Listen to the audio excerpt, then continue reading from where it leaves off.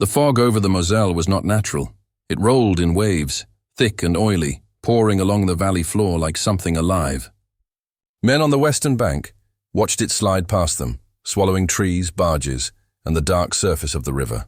Somewhere beyond that moving wall, engineers were wrestling steel and timber into place under artillery fire they could not see, while infantry squads crouched in shallow foxholes, listening to shells tear the air just overhead and praying the smokescreen held. Engines idled in low gear up on the slopes. Tank drivers leaning out of their hatches for a last look at the crossing sites before the fog folded over everything. Jeep radios crackled with curt messages. Chemical troops crouched beside squat metal machines that drank from 53-gallon drums of fog oil and spat out a gray-white curtain. Each operator could feel the beat of the small engine in his hands and smell the heavy petroleum tang of the smoke, a smell that would cling to uniforms and lungs long after the mission was done. It was early September 1944, near the village of Arnaville. The U.S. Third Army had raced to the Moselle River in a triumphant dash across France, only to find itself nose-to-nose with something older than tanks or aircraft. A fortified river line backed by century-old forts and dug into hills that had seen armies come and go since Roman legions marched that way. To keep that advance alive, General George S. Patton's men were about to try something they had never done before in Northwest Europe. They were going to hide an entire river crossing behind an artificial fog bank and then fight for the bridgehead while the smoke shifted, thinned, and sometimes vanished entirely. The story of that crossing, and the smokescreens that made it possible, begins weeks earlier, in the wreckage of another battlefield. After the breakout from Normandy in August 1944, the Allied armies had done what many German officers had thought impossible. They shattered the German 7th Army, slammed the jaws of the Falaise pocket shut, and watched tens of thousands of prisoners stumble into captivity. The Allied pursuit turned into a long, sweeping chase across northern France. Columns of Shermans and half-tracks rolled through flattened towns, past wrecked convoys and abandoned guns, chasing an enemy that seemed for a moment on the verge of complete collapse. But the farther the Allies drove, the thinner the lifeline behind them became. Every new mile of liberated territory was another mile of road that fuel, ammunition, and rations had to travel from the beaches of Normandy or the battered port of Cherbourg. Despite the spectacular advances, there were only so many trucks, only so many gallons of gasoline, only so many hours in the day. Those constraints fed directly into a strategic argument that had been simmering for months. Field Marshal Bernard Law Montgomery, commanding the British 21st Army Group, wanted what he called the decisive blow, a massive, concentrated thrust through the northern sector, across the Rhine and into the Ruhr, aimed at the heart of Germany's industrial power. To do that, he argued, the Allied supply system should be bent to support a single main effort, with his armies in the lead. With the right priority, he believed, he could end the war quickly. General Dwight D. Eisenhower, the supreme commander, saw it differently. He favored a broad front advance, American, British, and Canadian armies all moving forward, with some emphasis in the north, but without starving the center and south. That approach, he believed, would prevent the Germans from concentrating their own reserves for a devastating counterattack. It was a safer strategy, but it also meant that no single thrust would get everything it wanted. For Lieutenant General George S. Patton, commanding the U.S. Third Army, the limits of that compromise were painfully literal. His tanks and armored infantry had burst out of Normandy and swept across open farmland at a speed that astonished enemy and allies alike. Now he was thinking about the next natural barrier, the Meuse, then the Moselle, and beyond them the German border and the Siegfried Line. He wanted fuel, and he wanted it now. "My men can eat their belts," he growled, "but my tanks have got to have gas." Lieutenant General Omar N. Bradley, Patton's immediate superior as commander of the U.S. 12th Army Group, shared his frustration. Bradley saw an opportunity to turn First Army eastward as well, aiming directly at the German frontier. If both First and Third Armies could press hard, he believed, they might crack the Siegfried Line before the Germans could fully man it. Under mounting pressure from his American subordinates, Eisenhower finally agreed to a compromise. As Patton later described it, "We finally persuaded General Eisenhower to let V Corps of the First Army and the Third Army go on and attack the Siegfried Line as soon as the Calais area was stabilized. He added that he obtained permission to seize crossings over the Moselle whenever I could get the fuel to move. There was a detail he did not advertise. One of his corps had just captured 110,000 gallons of German fuel, enough, if carefully used, to get at least some of Third Army's teeth to the Moselle. It was a small windfall in a theater-wide shortage. For the Allied campaign as a whole, the decision to keep pushing Patton eastward would prove untimely. German commanders had not been blind to the danger. Even before the debate in Allied headquarters was settled, German signals and reconnaissance had shown them that Patton's spearheads were the most aggressive threat on their western front. Intelligence reports filtered back to Berlin that the Americans under the white-helmeted general were driving hard for the Moselle and beyond.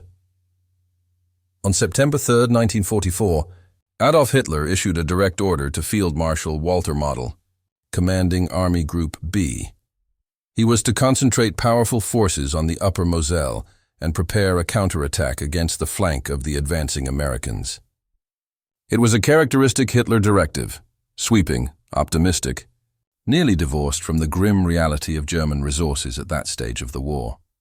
In practical terms, there were no longer enough reserves to make such a counterstrike truly feasible. The rapid British and Canadian drive to Brussels and Antwerp had opened an enormous gap between the German 15th Army along the Channel coast and the remnants of the 7th Army retreating ahead of the Americans after Falaise. It was a crisis in both men and material. To plug the holes, the German High Command was already scraping the bottom of the barrel. Convalescents were organized into invalid battalions. Training establishments were combed for anyone who could hold a rifle. Rear area garrisons were stripped, their personnel sent forward to face the oncoming Allied front. In the midst of this scouring, Luftwaffe Chief Hermann Göring made one of his more confident announcements. He claimed to have 6 parachute regiments ready. The reality behind that claim was improvised. Luftwaffe ground personnel, anti-aircraft gun crews, and assorted Air Force troops were merged with what remained of elite paratroop units and formed into the 1st Parachute Army. That new formation was rushed into the line in the Netherlands, facing British and Canadian forces in the north. Equipment was in even shorter supply than manpower. Every available 88mm anti-tank gun that could be dragged west was sent. Heavy Tiger II tanks and Jagdpanther tank destroyers were directed toward the western front. But mobile medium armor, the Panther tanks that formed the backbone of German panzer divisions, and many of the heavy self-propelled assault guns were sent east, where the Red Army's massive operations demanded attention. As a result, Field Marshal Gerd von Rundstedt, the German commander-in-chief in the west, faced a paradox. He was ordered to prevent another fluid Allied breakthrough, but he did not have an armored reserve powerful enough to counter one should it occur. His best hope lay in using terrain and fixed defenses to slow the Allies until the Siegfried Line could be fully manned. That meant holding the Meuse and the Moselle long enough for infantry formations to dig in along the west wall. While the Germans scrambled to stabilize their front, the Allied argument continued. Eisenhower held to his broad front plan with emphasis in the north. Bradley interpreted this as leeway to keep Patton moving as far as supplies allowed. He allocated Third Army roughly half of the available supplies on hand so that it could cross the Moselle and force the Siegfried Line. Patton, eager for the chance, did not fully appreciate how drastically the ground in front of him was changing. Up to that point, Third Army's spectacular dash had carried it over open country, sweeping farmland, villages that could be bypassed, roads that allowed armored columns to fan out. Now his spearheads were approaching Alsace-Lorraine, a region that for centuries had been a corridor and a battleground between France and Germany. 3 major rivers, the Meuse, the Moselle, and further east the Saar, ran roughly north-south, cutting the landscape into a series of compartments. Smaller tributaries, ravines, and streams carved the rolling terrain into wooded ridges and valley floors. It was difficult ground for infantry to attack. For tanks, it was worse: steep slopes, narrow roads, and limited maneuvering room. Because this corridor had been the natural invasion route in both directions since Roman times, it was heavily fortified. Defensive works had been built, rebuilt, and modernized through successive wars. In the 1860s, after its own humiliations, France had begun refortifying strongpoints around Metz and along the Moselle. After the Franco-Prussian War, the victorious Germans continued that work from the other side, improving and expanding the fortifications. As artillery technology improved, so did these defenses. Before World War I, the forts around Metz, Thionville, and along the border were redesigned around the lessons of the age of high explosives. Gone were the medieval stone piles dominating the countryside. In their place, modern forts became networks of concrete and steel embedded into the landscape. An observer looking at a hillside might see little more than grass and trees. The real fort could be mostly invisible. Armored artillery turrets that could retract. Concrete infantry shelters. Pillboxes camouflaged into the ground, all tied together by tunnels and trenches running deep below the surface. Underground there were hospitals, mess halls, power plants, ammunition magazines, and command posts, entire subsurface villages designed to withstand bombardment. These fortifications were ringed with obstacles. Thick belts of barbed wire, unscalable metal fences, and deep minefields surrounded them. They were laid out so that the loss of one corner did not necessarily compromise the rest. Each sector could fight on even if neighboring positions fell. Around the city of Metz alone, 8 major forts formed a defensive ring. Others guarded Thionville and the approaches along the Moselle. When Third Army's lead elements reached this region in late summer 1944, they were peering at a landscape that had been engineered over generations to stop exactly what they represented. An invading army coming out of the west. Compounding the problem was a simple but critical gap in Allied preparation. The speed of the Allied advance had outpaced detailed planning. When staff officers reached for maps that would show the detailed terrain around Metz and the Moselle, the best they often had were Michelin tourist maps at a scale of 1 to 100,000. They showed major roads and towns, but they lacked the kind of contour lines, fortification markings, and minor features that planners needed to understand the ground in detail. On many of those maps, the old forts were marked, but often inaccurately, and frontline troops tended to discount them as historical curiosities, ruins to be passed by, not modern threats to be feared. They were about to find out how wrong that assumption could be. By early September, Patton had resumed his advance. On September 6th, he ordered Third Army forward once more. A strong reconnaissance force moved out with the aim of reaching the Moselle and forcing crossings near Metz. Ahead of them went a screen of light cavalry. Armored cars and light tanks probing for German positions. They soon met serious opposition. Elements of the 17th SS Panzergrenadier Division, falling back from earlier fights, turned and hit the American screen hard enough to force it back. But the momentum was still with Third Army. By September 8th, the Meuse had been crossed at several points. American units were on the edge of Bastogne and had already taken Liège. The front seemed to be sliding eastward day by day, from his headquarters. Model reported grimly to von Rundstedt that there is only a very thin and inadequate defense line. The enemy enjoys almost complete freedom of movement as far as the West Wall, Siegfried Line, which is held, to the rear of 7th Army, by only 7 or 8 battalions on a front of 120 kilometers. Without significant reinforcement, he warned, a strategic breach would open in the German frontier. But when Patton's lead formations reached the Moselle itself, they found that the Germans had not been idle. Every major bridge over the river had been destroyed. Engineers and reconnaissance patrols scouted up and down its length, searching for possible fords and sites where assault crossings might be made. 4 or 5 shallow crossing points were identified. Third Army's commanders, looking at the terrain, began to plan. The Moselle lay in a deep valley. Roads reaching its banks descended through ravines and draws, often overlooked by higher ground on both sides. German infantry and machine gun teams, supported by artillery observers, covered many of these approaches. Simply getting the first American troops down to the water's edge was difficult. Bringing forward the heavy bridging equipment needed for vehicles would be even harder. When the veteran 5th Infantry Division was ordered to approach the river near the hamlet of Dornot and prepare to cross, its columns wound their way through rain and sleet toward the valley. There, They found something that had not appeared on anyone's plan. The 7th Armored Division was already there, stacked up along the same roads, also trying to get to the water. The result was an immense traffic jam of tanks, artillery, trucks, and marching infantry, packed into narrow lanes with nowhere to go. As units piled up behind each other in the wet, the conditions grew worse. Engines overheated as vehicles idled and crept. Men huddled under ponchos or lay in ditches waiting for the line to move. Meanwhile, across the river, 2 of those old forts on the Michelin maps, Samy and St. Blaise, looked down from the heights. At dawn on September 8th, as gray light seeped into the valley, those forts came alive. Hidden guns that had been silent days earlier roared into action.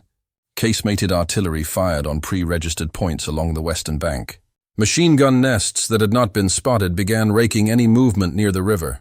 Shells landed among the crowded columns of vehicles and men, adding smoke and dust of their own to the rain-soaked air. By afternoon, despite the fire, a force from the 11th Infantry Regiment managed to get assault boats to the water and shove off. 2 companies crossed the Moselle and began to climb the eastern bank, intent on capturing Fort St. Blaise and creating a foothold for further advances. They advanced up a hill, through patches of woodland under surprisingly little direct opposition. Moving cautiously, they emerged out of the trees and found themselves looking at the fort itself. It was not a picturesque ruin. A sniper's bullet struck one of the company commanders, dropping him and sending tension rippling through the ranks. Soldiers hit the dirt, scanning for muzzle flashes. Ahead of them, they could see 5 rows of barbed wire, a 13-foot steel fence, and a dry ditch approximately 50 feet wide and 16 feet deep. It was a classic modern defensive moat, devoid of water but full of danger. They had picked up a prisoner on the way up the hill. When questioned, he told them that the fort's garrison numbered about 1,500 men, and that they were SS troops. Whether his figure was accurate or not, it had the desired effect. The battalion operations officer on the spot took one look at the wire. The ditch, the fence, the fort's gun ports, and his exposed 2 companies, and decided that this was simply too much to take on without heavy support. He pulled the companies back a short distance and called for artillery. American guns answered, but in the tricky terrain and under pressure, some of their fire fell short. Shells intended for the fort exploded among friendly troops, causing casualties. The fort's own guns answered, and a German counterattack, supported by mortars and machine guns, pushed the attackers back into their fragile bridgehead near the river. The division requested permission to pull those battered units back across the Moselle and abandon the small lodgment. The answer from higher command was no. They were to hold. North of Dornot, the 2nd Infantry Division was having its own harsh education in the new terrain. As it tried to advance, it ran into a chain of forts and fortified positions. Many of those lay on reverse slopes, masked from direct observation and frustrating for artillery. The division's gunners could not easily engage targets they couldn't see, and counter-battery fire from German positions made any forward observation dangerous. By the evening of September 9th, the commander of the 2nd Infantry Regiment had had enough. His unit had lost 14 officers and 332 men in fighting around 20-odd forts and interconnected strongpoints. He sharply protested the idea of simply sending more infantry forward against those positions. More men thrown at the same concrete without improved tactics would simply mean more casualties. He suggested instead that air power be brought in. Perhaps fighter bombers carrying armor-piercing bombs could crack open the fort's armored turrets and ventilation shafts. The following day, 3 sorties of P-47 Thunderbolt fighter bombers came in, each loaded with 500-pound armor-piercing bombs. They roared over the fort line, dropped their payloads, and pulled away through flak. When the smoke cleared, it was obvious that little had changed. The bombs had left craters and scorch marks. Some superstructure was damaged, but the fort's main guns remained operational, their concrete armor largely intact. Ground attacks that followed fared no better than before. The Americans needed a new approach. Downriver, at Arnaville, planners looked again at the map and the ground. The chosen crossing site lay in the narrow bottom of the Moselle Valley. Through that constricted belt, about 400 to 500 yards wide on the western side, ran a canal, the river itself, and a railroad. On the eastern shore, a relatively flat strip of land about 1,000 yards wide stretched out before the ground rose sharply into the hills that the Germans held. A small stream, the Rupp de Mad, flowed beneath the railroad and canal and joined the Moselle. Roads ran north and south at the base of the hills, marking the boundary between the flat strip along the river and the rising high ground. On a clear autumn day, visibility from those hills was excellent, 5 or 6 miles south toward Metz, 3 or 4 miles upstream toward Arnaville and the intended crossing sites. One of the keys to a successful river crossing operation is speed. Once the first assault waves are across, they must be reinforced rapidly. Men, anti-tank guns, tanks, supplies. That depends on getting bridges in place quickly and keeping them intact long enough for traffic to surge over. At Arnaville, that would mean building treadway bridges and pontoons under the watchful eyes of German observers. Those observers had good positions. Fort Dornot, one of the major Metz forts, sat on dominating high ground, its casemated artillery commanding views of the west bank. Other German artillery units further back could fire in support as needed. To bring bridging material to the river and keep it there while engineers worked would mean exposing long, vulnerable convoys to pre-sighted fire. The solution that emerged was an old idea, applied in a new way: smoke. If engineers and infantry could be concealed behind a dense artificial fog, perhaps they could work with less interference from enemy artillery and direct fire. Smoke had been used successfully in North Africa and Italy to mask ports, beaches, and bridges from enemy aircraft, but it had not yet been used on this scale for this purpose in Northwest Europe. In the European theater of operations, 12 smoke generator companies had been assigned. They were specialized units trained to operate mechanical smoke machines that produced dense, long-lasting fog using oil-based fuel. On paper, they were a useful asset. In practice, most of them were tied up in rear areas, protecting ports, depots, and airfields, or doing transport and security duty. Only 4 smoke generator companies were available for forward operations, and only 2 of those were ready to deploy as needed. The unit chosen to support the Arnaville crossing was the 84th Smoke Generator Company. It was attached to the 5th Infantry Division and placed under the operational control of the 1103rd Engineer Combat Group. Neither the engineers nor the infantry division had experience working with large-scale smokescreens in combat. The 84th's own history did not reassure anyone. Smoke generator units had been organized shortly after Pearl Harbor. Their original missions were far from the front lines, protecting the Panama Canal from potential air attack, shielding the locks at Sault Ste. Marie in Michigan, and covering aircraft plants along the U.S. West Coast. The first generator they used, the M1, often called the Esso model, after the oil company involved in its development, was a beast. It weighed about 3,000 pounds and devoured fog oil at roughly 100 gallons per hour. Fog oil was the heart of the system. It was a petroleum distillate designed to vaporize into a thick, persistent aerosol when heated and sprayed. The smoke it produced resembled natural fog, hanging in the air for miles downwind. Under the right conditions, a bank of M1 generators could throw a curtain that obscured a target day or night, confusing bomb aimers and gunners alike. The 84th still had some M1s in its inventory, but its main tool for Arnaville would be the newer M2 mechanical smoke generator. The M2 was designed for mobility. It weighed only about 172 pounds, sat low to the ground, and pulled its fog oil from external drums, standard 53-gallon barrels. At typical flow rates, one drum could sustain a generator for about an hour. The M2 could begin producing smoke in roughly a minute, far faster than the 3 to 5 minutes the big M1s required to get up to full output. On paper, that combination offered flexibility. In reality, the 84th's men had been trained primarily for rear-area anti-aircraft support, where their job was to obscure industrial targets and infrastructure from high-flying enemy bombers. They had never operated under continuous artillery and small arms fire. Still, the mission had to be attempted. The division's chemical officer, in charge of gas and smoke matters, began a careful study of the local meteorology. American forces had excellent meteorological assets, including weather officers, data from airfields, and reports from artillery units. With their help, the chemical officer analyzed wind patterns in the Moselle Valley near Arnaville. He also talked to local residents, who knew, from long experience, how the wind usually behaved in different seasons. The conclusion seemed clear enough. In early September, the prevailing winds were generally from the west, with low average speeds. That meant smoke generated west of the crossing site would tend to drift eastward, over the river and the flat ground beyond, masking the engineers' work and the first bridgehead positions.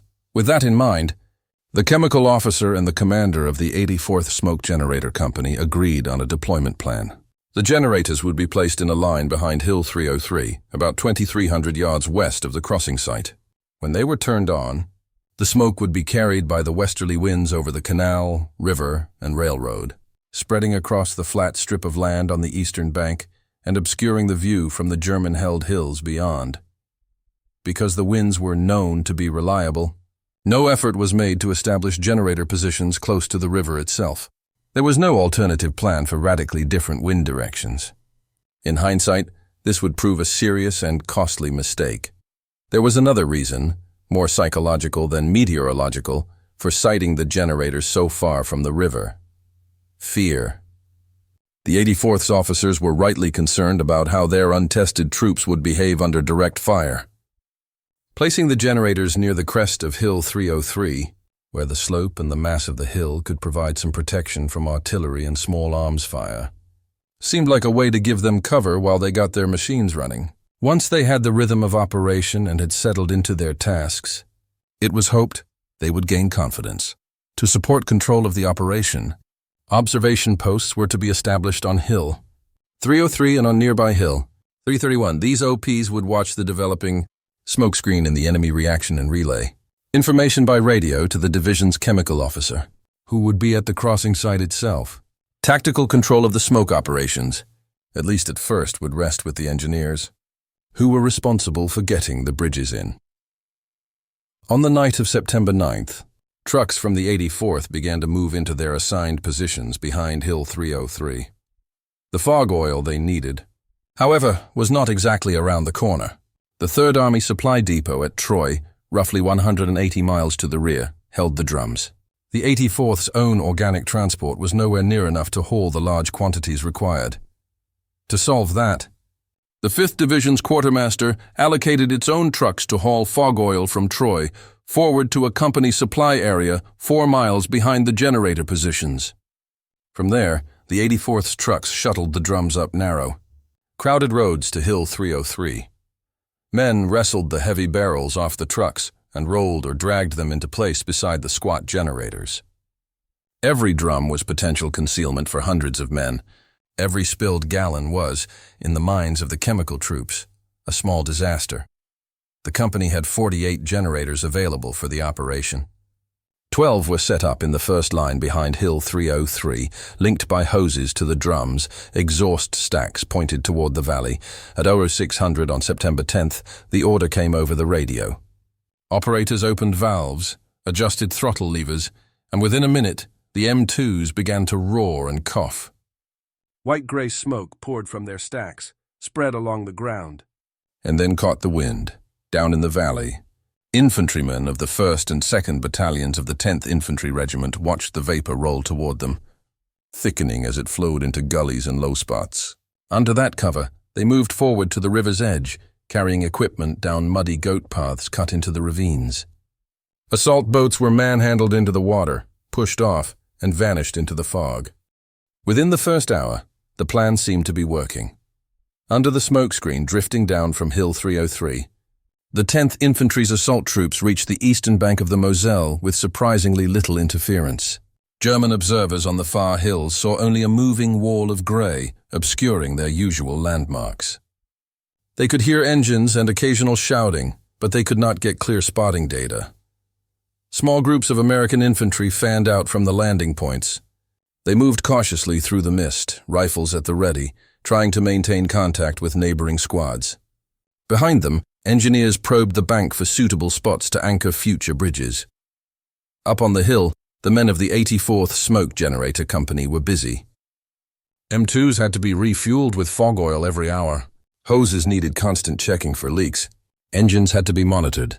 The operators worked in shifts, eyes watering from the haze, clothes increasingly saturated with the oily smell. For the moment, the wind held to its expected westerly direction. The smoke flowed in a steady blanket over the crossing sites and the flat terrain beyond. German artillery fired occasionally into the fog on likely coordinates, but mostly without effect. For a brief period, it seemed as if the entire concept, using chemical smoke as a giant curtain for an assault crossing, might unfold exactly as written. Then, around 1,000 hours, the wind shifted. At first it was subtle. Wisps of smoke that had been moving almost straight east began to drift slightly downstream. The observation posts called it in, breeze backing toward the north. Down in the valley, infantry squads noticed the fog thinning in front of them and thickening in unexpected places. Within minutes, the new north-northeasterly wind direction asserted itself. The carefully placed generators on Hill 303 were now sending their output in the wrong direction.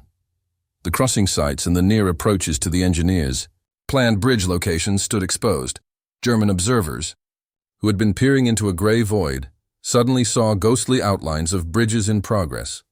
Men hauling timbers, trucks nose to tail along the roads. Fire commands snapped out. Guns that had sat idle now opened up with a vengeance. Shells from Fort Dryant's casemates and other batteries slammed into the valley floor. Explosions ripped into parked vehicles and piled supplies. Shrapnel scythed across bridging equipment stacked near the river. Engineers who had been working with some sense of protection found themselves under intense bombardment, scrambling for cover in ditches and behind whatever solid object they could find. Up on Hill 303, the men of the 84th stared at their output and realized what had happened. They could not move the hill, and they could not move the wind. The only variable they could change was the position of their generators. Orders were hastily relayed. 4 of the generators were to be pulled out of their first-line positions and moved down closer to the river, near an abandoned railroad embankment. There, it was hoped, even with the wind now coming down the valley, the smoke might drift across the immediate crossing site. Moving those generators under fire was not a simple matter. They had to be shut down, allowed to cool briefly to avoid starting a fire when moved, loaded onto trucks or dragged by hand, and then set up again in new positions. All the while, shells were still landing, and the fog oil stocks were beginning to run low. With the company's limited transport, resupplying the newly placed generators was a struggle. In the confusion, command and control faltered. When the assistant division commander and the division chemical officer went looking for the captain commanding the 84th to get a clear picture of the situation, they found that he was nowhere to be seen. His executive officer, for his part, was off reconnoitering possible new generator positions on the far bank, trying to anticipate future needs. Back at the original Hill 303 line, some of the company's men, shaken by the shelling and uncertain what to do, simply abandoned their first position. They left behind valuable fog oil and some equipment, retreating toward the rear without orders. It fell to the company's first sergeant, the senior non-commissioned officer, to pull things back together. He gathered stragglers, re-established basic control, and organized the movement of generators, oil drums, and spare parts down toward the railroad embankment where the 4 forward generators were being emplaced. Under his direction, and with the help of other NCOs, the fragmented company began to function again. By noon, the 4 relocated generators near the embankment were producing significant smoke. Combined with the still operating machines on Hill 303 and the valley's natural contours, a partial screen reformed over parts of the crossing site. It was not as uniform or reliable as before, but it was enough to reduce the accuracy of German fire again. When the company commander finally reappeared at the front late in the afternoon, it was clear that his unit had, in effect, operated without him for the critical hours of the day. Given the confusion, the abandoned equipment, and the importance of the mission, higher command judged his performance unacceptable. He was relieved of his command on the spot. The executive officer would assume responsibility, with the first sergeant continuing to hold the company together at the working level. While the shuffling of officers took place behind the lines, the situation in the river valley remained brutal. Upstream, the Dornot bridgehead, where the 11th Infantry had clung doggedly to a small patch of ground across the Moselle despite heavy casualties, had become untenable. Multiple German counterattacks, supported by artillery from nearby forts, had smashed against the thin lodgement. By nightfall on September 10th, the surviving officers in that bridgehead took stock. Only 2 officers remained fit for duty. Around them, about 200 casualties lay dead or wounded. Under cover of darkness and what smoke could be maintained, the bridgehead was finally withdrawn. Men who had crossed with high hopes now picked their way back into assault boats, carrying their wounded, leaving behind dead comrades and shell-torn positions. The Moselle, in that sector, belonged once more entirely to the Germans. At Arnaville, the 5th Division and its attached units were determined not to see a repeat of that failure. To deal with the treacherous wind, they expanded their smoke plan. No longer would they rely on a single line of generators behind Hill 303. Instead, they would distribute machines in multiple locations around the valley to ensure that no matter how the wind shifted, some part of the smoke coverage would remain effective over the critical crossing sites. A 3rd generator position was established parallel to the Arnaville-Novian road, closer to the river and more flexible in its coverage. To fill gaps that might appear between stationary generators, one M2 was mounted on a jeep. That mobile unit drove back and forth along the road, its operator adjusting output on the move, laying a continuous strip of smoke wherever holes appeared in the curtain. 8 generators, along with their operators and fog oil drums, were ferried across the river during the night and emplaced on the far side in a 4th position. They were to be ready for operation the next day, providing smoke not only to conceal the far bank defenses as they developed, but also to complicate German observation further upslope. Additional potential positions were scouted and marked south of Arnaville to respond to yet another possible wind direction. In the end, those reserves were not needed, but the fact that they had been considered reflected the lesson learned. Relying on a single prevailing wind in a valley was a recipe for unpleasant surprises. On the morning of September 11th, the crews at the 3rd position along the road fired up their M2s. Again, dense smoke began to roll out, this time more directly over the actual bridging sites. Cover was good. The valley floor on both banks disappeared into a shifting cloud. For several hours, crossing activities proceeded with remarkably little interference from German artillery. Engineers had finally managed to bring forward some of their heavy bridging equipment, treadway sections, pontoons, steel components, despite the destruction of earlier convoys. Under the screen, they pushed rafts into place and began the careful, dangerous work of constructing a bridge under combat conditions. Then, at around 0900, an engineer officer at the crossing site made a fateful decision. He looked out at the swirling fog and considered the difficulty his men were having. Visibility was so poor that alignment of bridging sections was slow and laborious. Signals between different work parties were confused. The bridge was going up, but at a frustratingly slow pace. Up in the hills, German fire had been sporadic all morning, with a shell here and there landing blindly in the smoke. The officer, seeing little evidence of precise enemy observation, concluded that the smokescreen might no longer be essential. Perhaps the Germans had shifted their attention, or perhaps they could not see the bridging site regardless. Believing that the smoke was now more hindrance than help to his engineers, he ordered the generators to be shut down. Up the road, jeep drivers received the word. Generators were throttled back. Exhaust stacks sputtered and went quiet. The moving fog began to thin. Within minutes, the valley floor's gray curtain broke apart, revealing the shapes beneath: men, machinery, an incomplete bridge stretching from the western bank toward the far shore. On the eastern hills, German observers in bunkers and cupolas blinked in surprise as their world cleared. In a matter of moments, they saw exactly what they needed. Rangefinders took measurements. Fire missions were called in on precise coordinates. Then, everything in reach of German guns opened up on the now visible bridge. Shells landed along the riverbank and directly on the bridge deck. Heavy equipment, bulldozers, cranes, trucks, took direct hits, jerking as explosions gutted their engines and tore their frames. Pontoon sections were blown loose or holed and began to sink. Bridge timbers splintered. Engineers who had been crouched over their work were hurled into the water or onto the muddy shore. Suddenly, what had been a grueling but manageable construction effort turned into chaos. As casualties mounted and the bridge's skeleton was mangled, Frantic calls went out to re-establish the smoke. The generator crews scrambled to restart their machines. Within minutes, smoke began to pour out again, but the damage was done. The temporary gap in concealment had allowed the Germans to inflict heavy losses and disrupt the work schedule, given the probability that German observers had now pinpointed the exact location of the bridging site. Commanders made another adjustment. They decided to shift the primary bridging effort about 300 yards downstream. That meant moving equipment, re-anchoring, and starting parts of the process over again under fire. It would cost time and effort, but it would also force German artillery to adjust once more.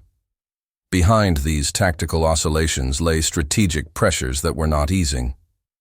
On September 12th, further north, developments in the Allied High Command reached Patton. Bradley, mindful of Eisenhower's continued emphasis on supporting the Anglo-Canadian drive, warned him that he might soon be ordered to halt, to hold the west bank of the Moselle defensively, rather than continuing to assault across it. Patton, who believed momentum in warfare was as important as any map line, was determined to prevent that from happening. If he could establish strong bridgeheads on the east bank, commit significant forces, and get into serious fighting beyond the river, it would become politically and militarily more difficult for Eisenhower to pull him back without risking a major tactical setback. He proposed, in essence, to create a new set of facts on the ground faster than orders could catch up. Bradley, sympathetic and perhaps equally keen to keep pressure on the Germans in the center, gave him a deadline. Patton would have until the night of September 14th to get so heavily engaged on the far bank that stopping the operation would be untenable. At Arnaville, that urgency translated into sleepless nights and days of relentless effort. The debate over smoke, its control, and its effects grew sharper. Up to that point, tactical control of smoke operations had rested with the engineers, whose priority was building bridges efficiently. The episode on September 11th, when an engineer officer shut down the generators and inadvertently invited a devastating artillery barrage, forced a change. Control of smoke was taken away from the engineers and given directly to the division chemical officer, who answered to the division commander. From now on, decisions about when and where to produce smoke would be made by someone whose primary concern was concealment and who could balance that against the engineers' needs but not be overruled by them on the spot. This shift led to a fierce debate. The engineer commander argued that too much reliance was being placed on the smokescreen. In his view, the smoke greatly interfered with his men's ability to carry out precise work. Visibility on the bridge was often reduced to a few feet. Signals had to be passed by touch and shout. Alignment and anchoring were slowed. He believed that in some circumstances, they would be better off working in clearer air and trusting to their own speed and German inaccuracy.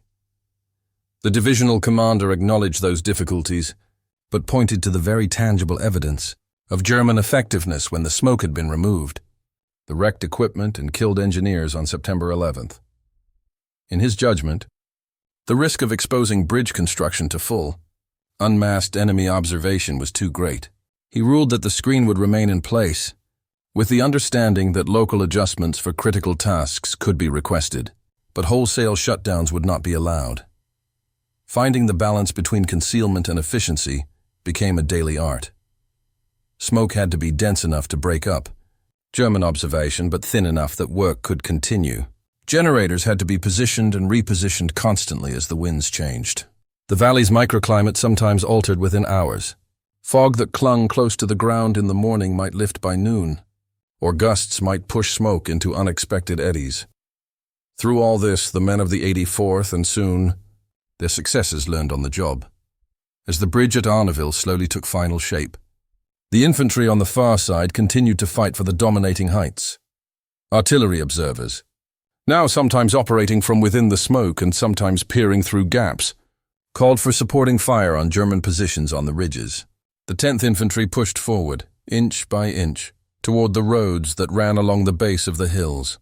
Each house, each field, each patch of scrub could hide a machine gun nest or a sniper.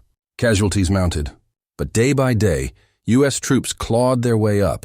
Back on the western bank, the engineers completed the Treadway Bridge late on September 14th. Tanks and tank destroyers began to cross, their tracks rattling on steel. exhaust echoing along the water. The bridge heaved and flexed slightly under their weight, but held. Supply trucks followed, loaded with ammunition, rations, and replacement parts. On the following afternoon, September 15th, the dominating heights east of Arnaville were finally captured. German units either retreated further or were killed or captured in their positions. The crossing, though still under intermittent shell fire, now had a solid anchor on both banks. That same day, Eisenhower issued a reaffirmation of his broad front strategy. He emphasized that Allied operations would continue along a wide line, with a particular priority given to supporting the Anglo-Canadian forces in the north until they secured bridgeheads over the Rhine. Significantly, however, he acknowledged that such support could not be effectively provided until crossings over the Moselle were secured in the center. For Patton, this nuance was good enough. In his words, "By the evening of the 14th, I had made good my promise to Bradley and had secured, in both his opinion and mine, a good bridgehead across the Moselle." The events at Arnaville were central to that claim. The need for smokescreens did not end with the completion of the first bridges. German artillery continued to occupy strong positions near Metz and around Fort Driant. As long as they could see the bridges and their approaches, they could target them. To keep that from happening, smoke operations had to continue. On September 21st, the 161st Smoke Generator Company relieved the 84th at Arnaville. Its crews took over the generators and positions, maintaining the smoke cover over the bridge site for another 4 days. The handover was not just a simple exchange of machines. It was a passing on of hard-earned experience.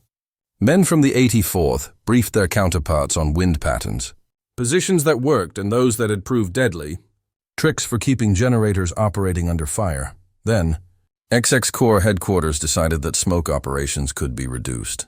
Perhaps with the heights secured and German forces pulling back in places, the bridges no longer needed constant cover. Orders went out to cease smokescreen production. The Germans responded almost immediately. With their observation lines cleared, they quickly located the Treadway Bridge. Artillery batteries zeroed in. In a concentrated shelling, they destroyed the bridge, sending sections crashing into the river. A nearby pontoon bridge structure was also damaged, halting all vehicle traffic across that sector of the Moselle. Within hours, everyone understood the consequences of dropping the smokescreen too soon. The 84th, which had just been relieved, was urgently recalled to re-establish the fog. They returned to positions they knew well, set up their generators and began pumping smoke again, once more turning the valley floor into an artificial cloud bank. The men who had arrived at Arnaville inexperienced, unsure of how they would behave under fire, had now become adept practitioners of a specialized craft.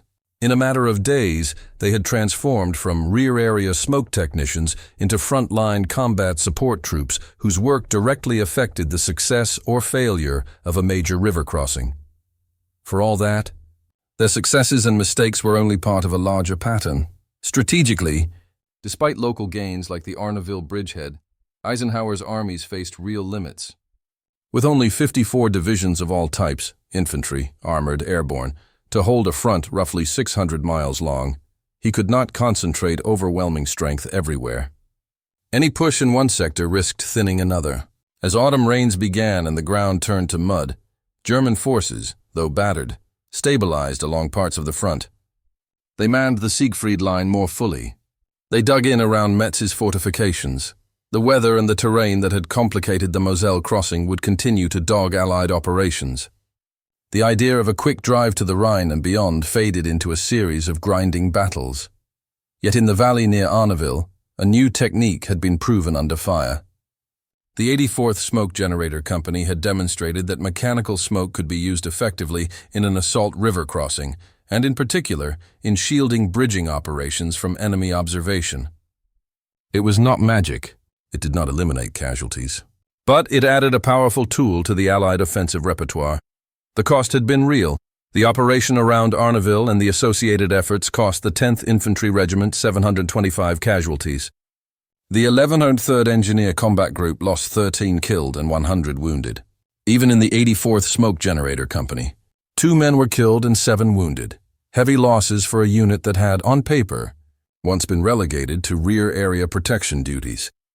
Behind those numbers were individuals, fog oil handlers killed when a drum took a direct hit, generator operators who stuck to their machines while shells burst around them, engineers crushed under collapsed bridge sections, infantrymen who drowned in the Moselle when incoming fire overturned their boats. The logistical problems that had plagued the operation from the beginning remained instructive. The 84th's lack of organic transport could only be overcome by temporarily putting the company at the top of the divisional priority list. As all commanders were learning, logistics was the art of the possible. You could only move as much fuel, equipment, and men as you had trucks and time for. Because generators and fog oil had to be hauled by borrowed trucks from Troy and then by the company's own limited vehicles, any delay or misallocation cascaded quickly. Placing generators close enough to the objectives to ensure effective coverage, while still giving their crews some protection, required fine judgment. And in the early hours of the operation, that judgment had been skewed by overconfidence in prevailing winds. Meteorological intelligence emerged as a critical consideration. It was not enough to know what the wind usually did. The valley had its own microclimate, with local shifts that could defy general trends. Future operations would need better integration between weather officers, terrain analysts, and smoke commanders, so that screens could be planned with built-in flexibility. Training had also been shown wanting. The soldiers of the 84th had been skilled in their technical tasks, but they had not been adequately prepared for combat support operations in a fluid, dangerous environment.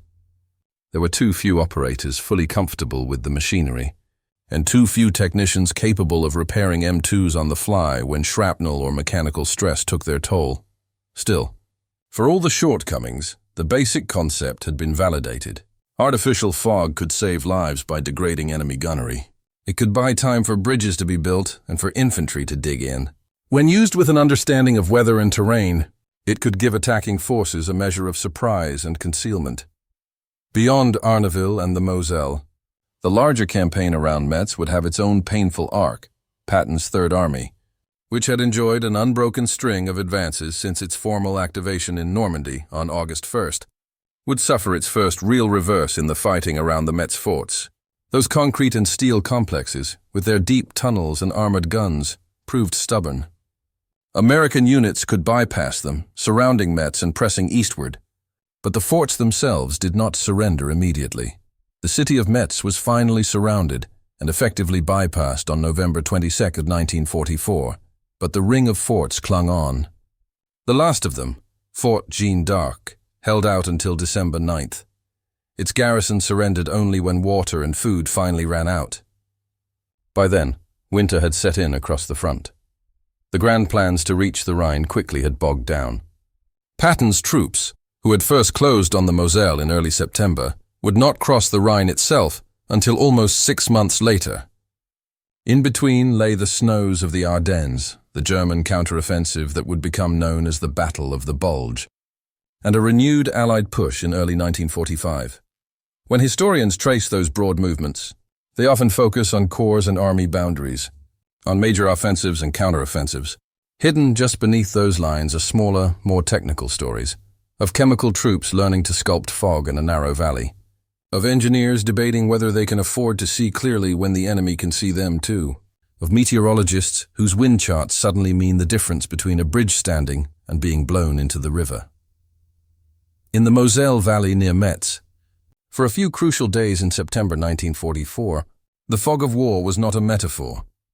It was something you could taste in the back of your throat, feel on your skin, and watch boiling off the exhaust stack of an M2 generator. It offered no guarantees, but without it, the men trying to bridge that river and break into the fortress belt of Lorraine might well have paid an even higher price. And so, between the big decisions taken in chateau and headquarters and the small decisions made on muddy riverbanks, the smokescreens over Arnaville became part of the long, grinding process by which Patton's Third Army fought its way toward Metz, the Saar, and eventually the Rhine. They were never glamorous. They did not win the war by themselves, but in that valley, on those days, they made the difference between being seen and being lost in a fog thick enough to save lives and thin enough to keep moving forward.